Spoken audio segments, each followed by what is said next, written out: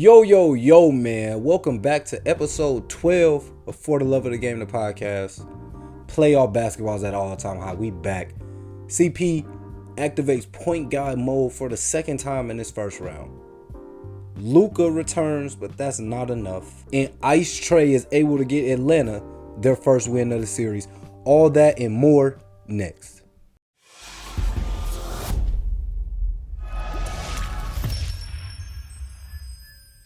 Two things before we get right down to playoff talk. This is being recorded. The Bucks have went up 3-1 as of earlier today. They were the first game on this Sunday. And then the Nuggets get a win and they avoid a sweep by Golden State. We'll get on that a little later too. But those are the two things that have happened. Like I said, they won't be covered in this video. We'll cover them next time, but that's what's happened on the day of this recording. Atlanta and Miami are playing right now, almost headed to half. But another thing, bro, is the league is in good hands, bro. You know, the league is in really good hands. The young talent taking over these playoffs are ridiculous. You got Jordan Poole, right? Poole being a starter in this postseason. He's averaging 28.7 points a game, 66% from the field, and then 59% from the three. Anthony Edwards in his first postseason, 25 points a game, 5 rebounds, 3 assists. Jason Tatum and Jaylen Brown, we don't even need to mention what they're doing offensively and defensively. They are currently shocking the world. They're up 3-0 on Brooklyn. Jalen Brunson, Luka is back. But in that time, Jalen Brunson had a 40-point game and a 35-point game to be able to hold Dallas over until the star came back. Trey Young, right? Trey Young, we can go back to last postseason because the first 2 games of this one, he was a little shaky. Game 3, he was able to do a little something. Hit a game-winning floater, or at least a go-ahead floater to help his team and put them in a vital position to tie the series at 2 apiece. Karl-Anthony Towns, awful, when they relinquished that lead against the Grizzlies. He came back on a vengeance. He just had 34 and 13. And then even the Pelicans as a team, they played 3 rookies for extended minutes. Jose Alvarado, Trey Murphy, Herb Jones, and then Desmond Bane. Right, one of the real bright spots for Memphis this postseason. Should have been in running for most improved player of the year, but he wasn't. But just looking at that, and then Cleveland will be in the playoffs, so guys like Darius Garland, Jared Allen, Mobley can show up. We don't know about OKC. There's just a lot of teams that have a lot of young pieces. They're not in the postseason yet, but the guys that are in the postseason, it's in good hands, man, because they all showing out. But let's get to playoff talk, okay? We're going to start Suns-Pelicans. Suns take the 2-1 lead. Vital game for the Suns, right? And I can't even say just that one game because it's going to be game 4 also because D-Book is out games 3 and 4 for sure. Waiting on word after that, but 3 and 4 for sure. So you come out, you wonder where's your spark going to be. It started early with Ayton. I think Ayton had like 28 and 16. Chris Paul, great point guard, found a way to get his big man involved early and often, right? Once, as a big man who really anchors the whole squad, once you get involved early and often, that makes life so much more easier for you because it makes you more willing to play. You get a couple post touches, you run the floor, they reward you, you get a block, everything's going your way. So just being able to get down the floor, post up, Chris Paul dishing it to him early, that keeps the young fella engaged. That keeps him ready to play better, right? Ready to step up and fill the void. And they did that for the first 3 quarters.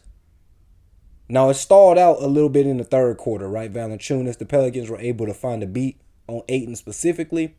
But the fourth quarter is a time where Chris Paul comes alive like no other. Quarters 1 through 3, he may relax, he may chill, he may do whatever.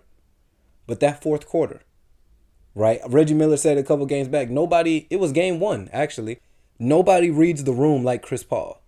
Chris Paul has the keen ability to play make the whole entire game, right? Play make, midi. 4 assists, floater. He just has that balance. You look, he may have 6 points, 6 assists. But that fourth quarter, he knows what his team needs. And just like in game 1, he had 15 in the fourth, I believe. Well, game 3, he had another 15-point quarter, right? So 15 in the fourth, he just dominated. And dominated in the way that CP does, pick and roll to the midi. He's able to manipulate the pick and roll so much. And that's the genius of Chris Paul about playing through Ayton for those first quarters. Quarters 1 through 3, he's coming off the pick and roll, lobbing it, bounce pass, kicking it to shooters, making sure Ayton is involved though. So a lot of dump offs, a lot of lobs, man. And then that fourth quarter, Valanciunas, these other Pelicans are just reacting to what they've seen for the first 3 quarters of the game. They're reacting to the pick and roll, leave the little soft spot open, make sure you worry about the big man on the lob. Chris Paul just exploited that whole little matchup.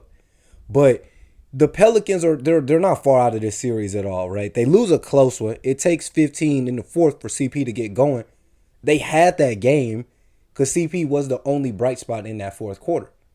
Now, they're an 8th seed, but they acquired CJ late, so they're not a true 8th seed. And then you factor in Devin Booker's injured. So you got an 8th seed who could at least maybe be like a 6th seed. And then you have the number 1 seed, one of their star players are out. Smoothie King was sold out games 3 and 4. They didn't get 3. I'm expecting them to get 4. I'm expecting them to win game 4 and the series gets tied at 2-2. But I'm not surprised if Chris Paul and maybe somebody else this time, Mikal Bridges, Jay Crowder, Cam Johnson, Cam Payne, any one of those guys in steps up and Phoenix goes up 3-1. I'm not surprised by either one. I think a win, though, for the Pelicans would let them know that, like, hey, we have a chance. They already feel like they have a chance. All these games have been close.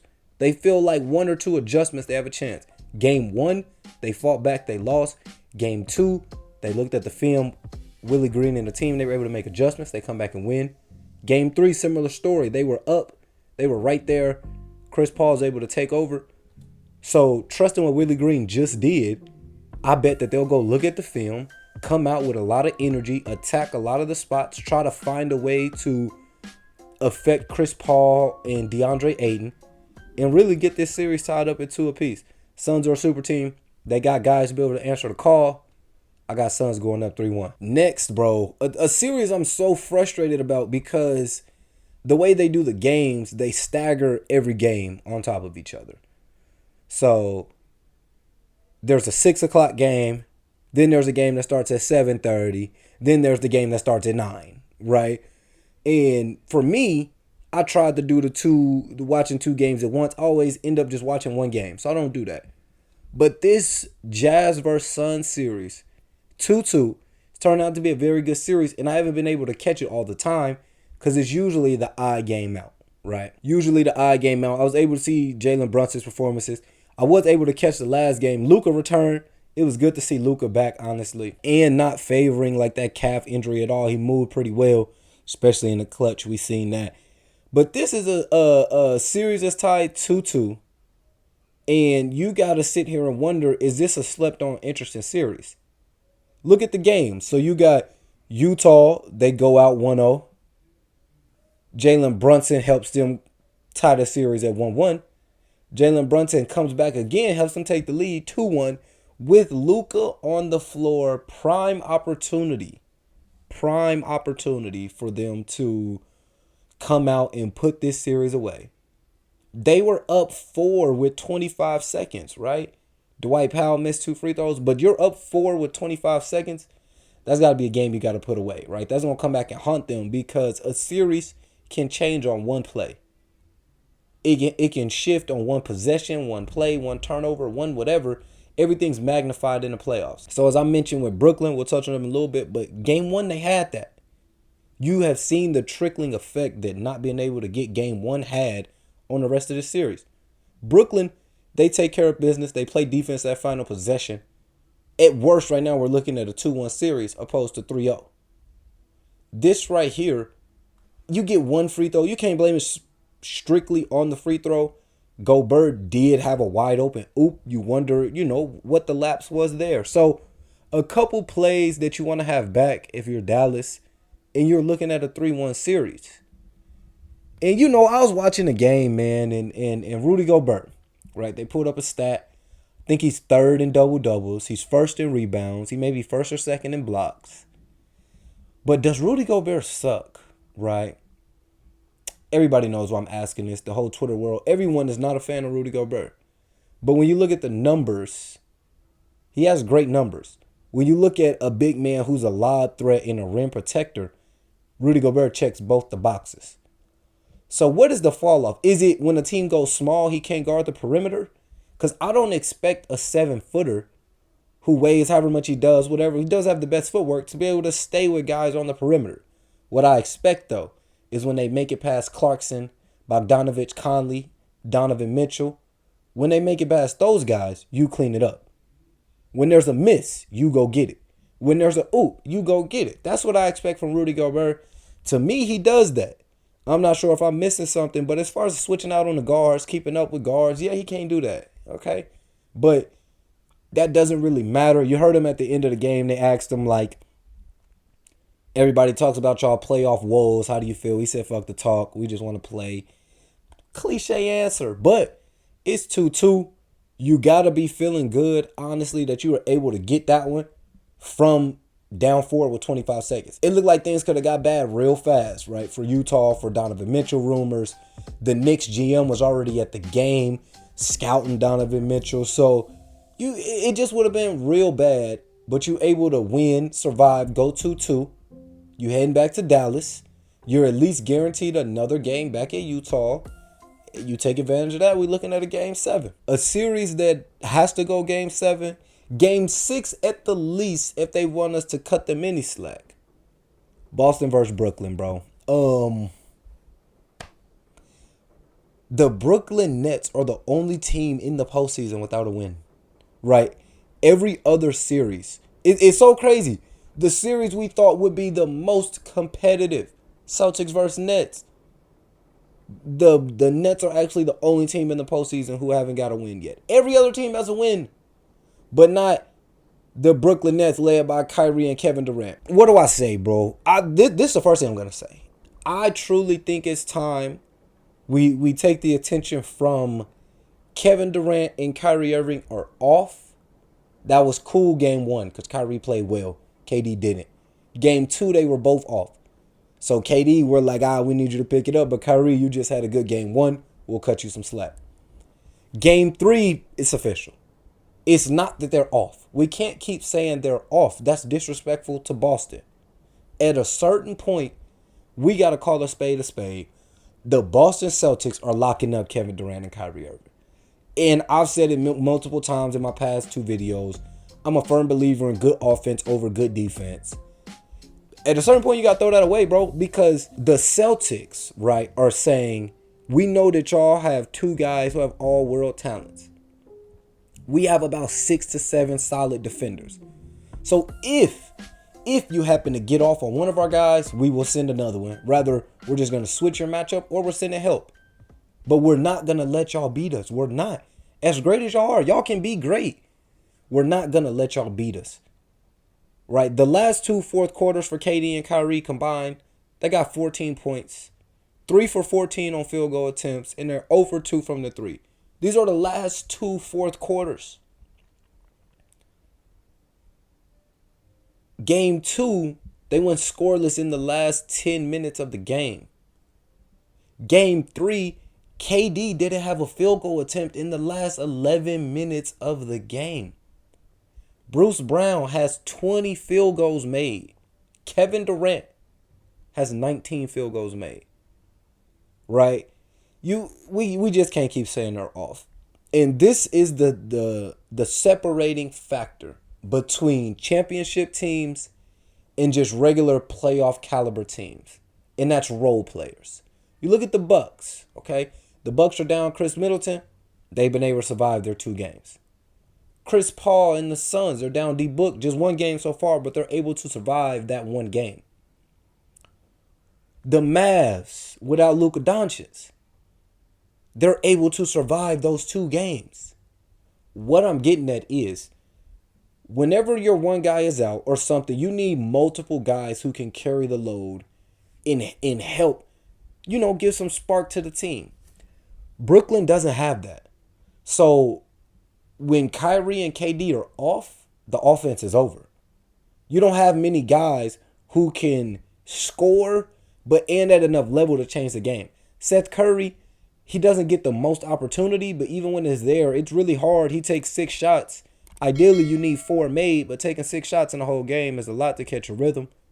Bruce Brown, he's had game 2, he had a playoff career high. Game 3, he followed it up with a new playoff career high. But Boston's looking at that like, hey, there's no way Bruce Brown with his 25 or 27 points is going to beat us in this series. We're worried about Kevin Durant and Kyrie Irving. We're sending multiple looks. We're double teaming. We're doing this. We're doing that. And offensively, they're making all the right plays. Jason Tatum just had like 39, 5 rebounds, 5 assists, 6 steals. 6 steals. The way they're guarding KD on the catch, I mean, I'm truly lost for words. That's why I keep saying Boston's shocking the world. It's time that we give them their credit, their flowers, their daisies, their roses, whatever we want to call it, and stop saying that KD and Kyrie are off. I'm done with that. They need to figure it out because Brooklyn is playing with a chip on their shoulder. In the star of this series, honestly, the star of this series is Jaylen Brown, right? I feel like Jason Tatum has always been the number one option and he's the consistent guy. But it's about who's next. Ideally, you want it to be Jaylen Brown. You don't want it to skip and go Marcus Smart, Derek White, Peyton Pritchard, any of those guys. You don't want that. You want it to go Tatum, Brown, whoever else falls in that pecking order after that. But Jaylen Brown has had the matchups in his favor. Because there are times where Brooklyn are running lineups like Seth Curry, Patty Mills, Kyrie on the floor at the same time. One of those guys, unless you go zone, one of those guys have to guard Jaylen Brown. Now, you know why they have it like that is because the way Boston plays defense is so good, they need more outlets to help score. Right? That's what I'm saying. They're focused on KD and Kyrie. You have to rely on your role players. But that backfires on defense when Jaylen Brown, for the past 2 games in the fourth quarter especially, taking Patty Mills, Seth Curry, and Kyrie Irving off the dribble. Right? Jaylen Brown was a number 3 overall draft pick. Now, he's gotten, buried under Tatum a little bit, but he's still a quality hooper. And he has a solid frame, right? He's pretty big. So you putting these little scrawny guys on him one-on-one when he's in attack mode, when they have momentum, they're hyping him up, is doing you no good. Jaylen Brown is the star of this series to me. He's the difference maker. Because although KD and Kyrie haven't been on, there have been extremely close games. They're there shot for shot. Jaylen Brown is just able to answer every bell until Tatum or Marcus Smart are able to hit a big 3. But he's the one carrying that load every fourth quarter.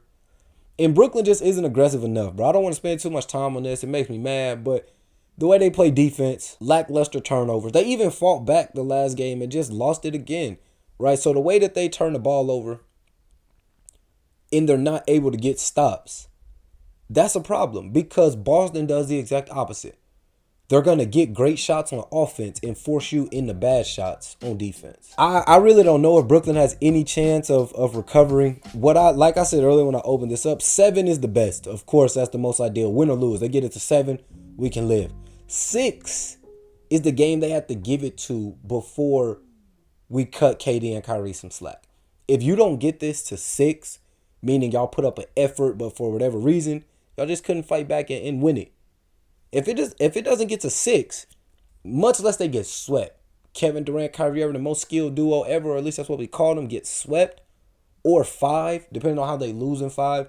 6 is the safety game, bro. 6 is as low as you go. Win 2 straight. Maybe Boston wins 1, and you go out with a fight.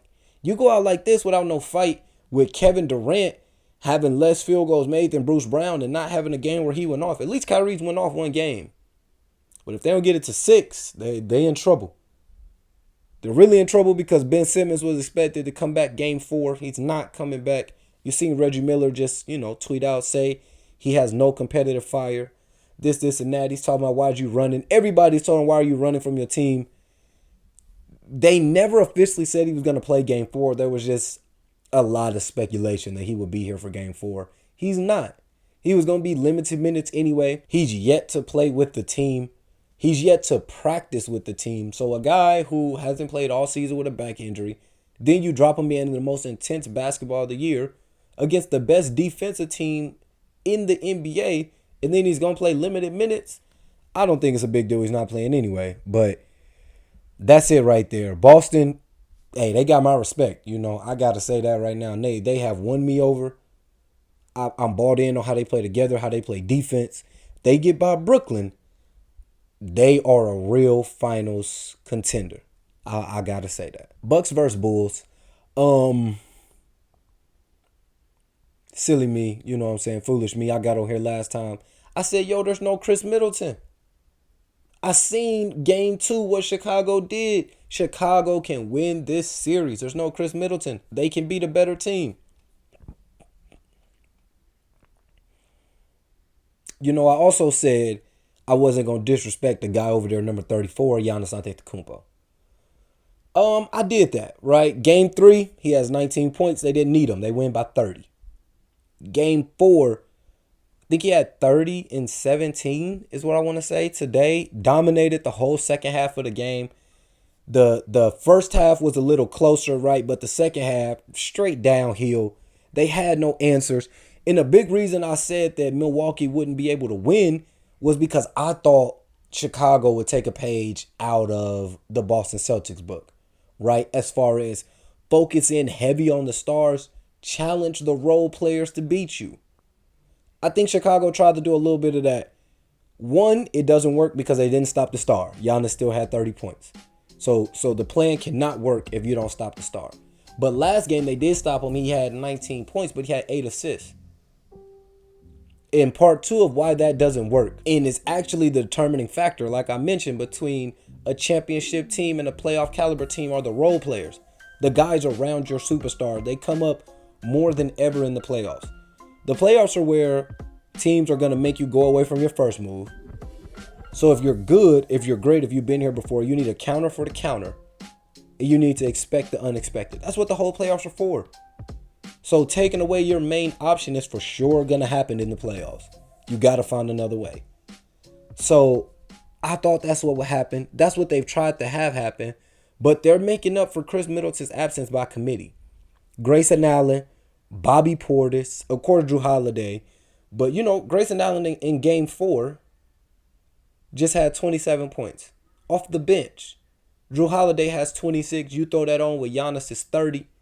If Grayson Allen's going to have 26 and Drew Holiday's going to have 27, Giannis needs to be at about 15, 14 for you to even have a shot.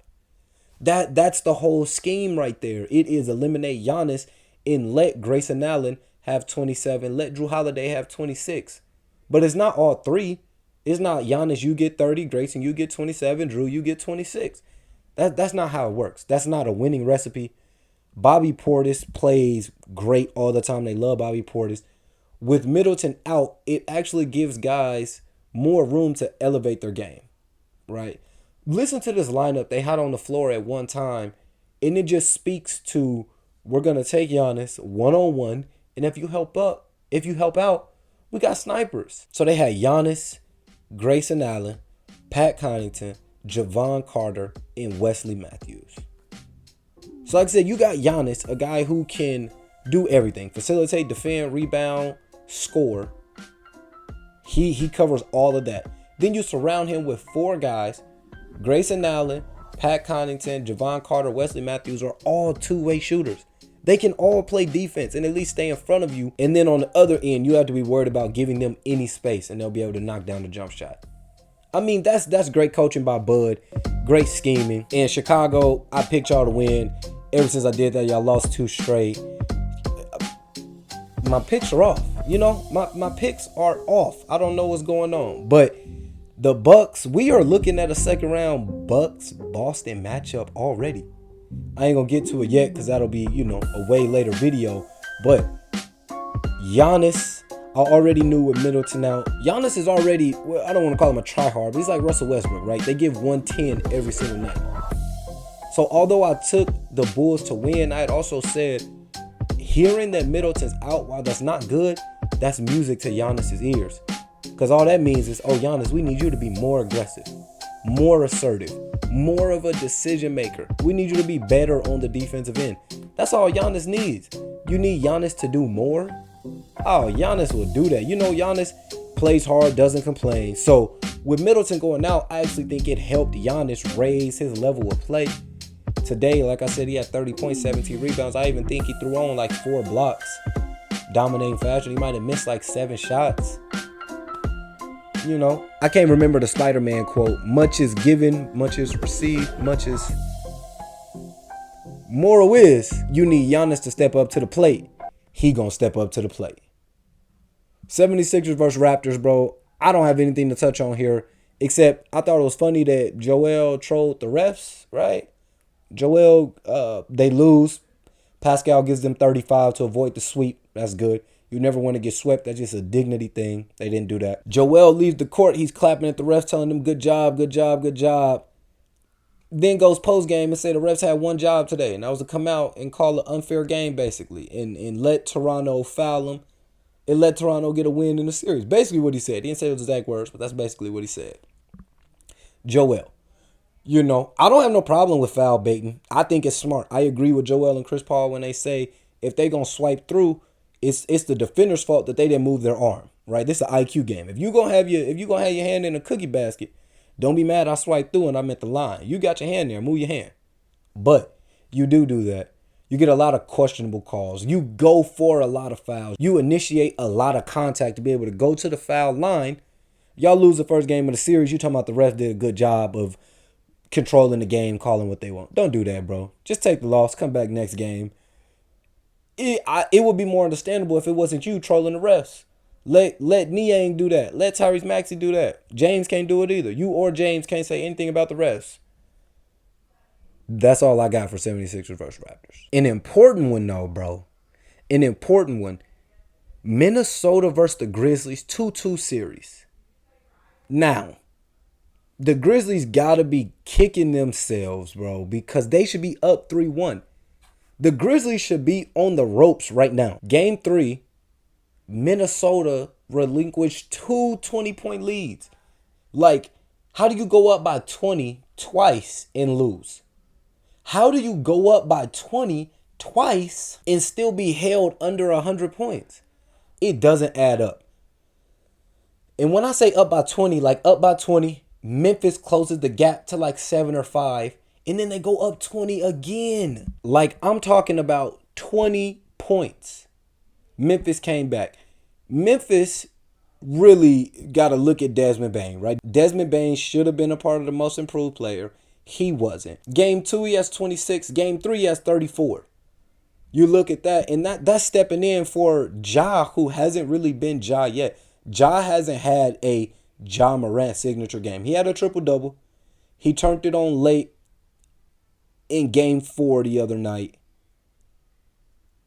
And he's just yet, I don't know if it's the defense, right? It's Pat Bev. I don't know what it is, but he's yet to really hit his stride. But with that being said, Desmond Bane has stepped up to the plate like no other. Like I said, 26 and 34 in these big games. And then you look at the Timberwolves, bro. Game 2, Cat and Pat Bev, I can't say single-handedly lost them the game, but played a big factor, right? Cat fouled out, and he had 8 points on 4 field goal attempts. Or he had 5 fouls. He didn't foul out, but he was in foul trouble. Pat Bev started off hot. He got carried away. He finished 5 for 13. Had a couple plays down the stretch where he fumbled the ball, took some bad shots. Things started hitting for Memphis and Desmond Bane, and everything just spiraled out of control. Game 4, Cat has 34 and 13, right? Big shot after big shot. Anthony Edwards stepped up big. Pat Bev, I think Pat Bev had like 16. He hit multiple threes. He stepped up big, right? And you look at this series, the grand scheme, Minnesota could very well be up 3-1. They're not. They're 2-2. Memphis as the 2 seed, you got to look at it like we both did what we were supposed to do. We both got wins on the road. So they both have done what they were supposed to do. Both teams are guaranteed a game back at their house. And in this 3-game series, who can win it? It's now a 3-game series.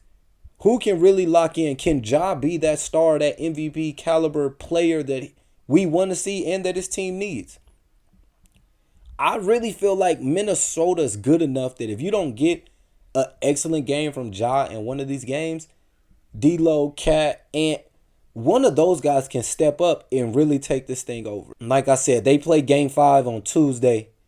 Ja Morant has to be Ja Morant. we need at least like a 30 and 10. I know you got your first playoff triple-double. That's cool. Congrats. Your team needs a little more. If you're Desmond Bane, you keep pushing the issue. You've had huge games. If you're a Cat, you want to keep doing what you're doing, and you keep going. This was a good series. I had this one in Boston. It was the 2-7 on the East and the West that we thought was going to be the best series in each conference. Only one has lived up to the hype. Last, man, Hawks versus Heat. I'm looking over because I'm watching it right now, third quarter. 60-52, the Heat are up. Shout out Ice Trae. You know, I had Heat in 7. It looked real meek when I said it at first, and it was 2-0. Then Trae finally got something rolling. He still didn't play his best game. He didn't shoot his best. But see, that's the thing about winning. Nobody remembers that because he made that floater at the end. That's all that matters. Nobody knows he didn't play well or he didn't turn up until the fourth quarter again because he made that floater, and all we care about is if you win or lose. The series is 2-1. We now have a series because this is what I was talking about, playing with your food. If Miami does not win this game and go up 3-1, Atlanta goes 2-2, and now they have momentum, I'm not sure what can happen. But as of right now, the Heat were down. They battled back. The Heat got championship DNA. Kyle Lowry's also out this game. So there's several things to look at. I'm going to keep what I said, Heat in 7. I feel like the Hawks got a little momentum. Clint Capella's back. That was a big reason why Trey Young wasn't able to get his offense rolling specifically. But Clint is back, so that opens up the lob threat. That opens up the field for them. Bogdanovich has been playing great. Really one of the reasons they even had a chance to win that last game. And man, that's it, bro. Playoffs, they're here. They're in full effect. By Thursday, we may have some series over. We may have some series over by Thursday. But we're going to deal with that when we get there, man. As always, I appreciate y'all for watching. Be sure to leave a like, subscribe to the channel, leave a comment on what has been the most interesting first round matchup. And I'll see y'all next week. Peace.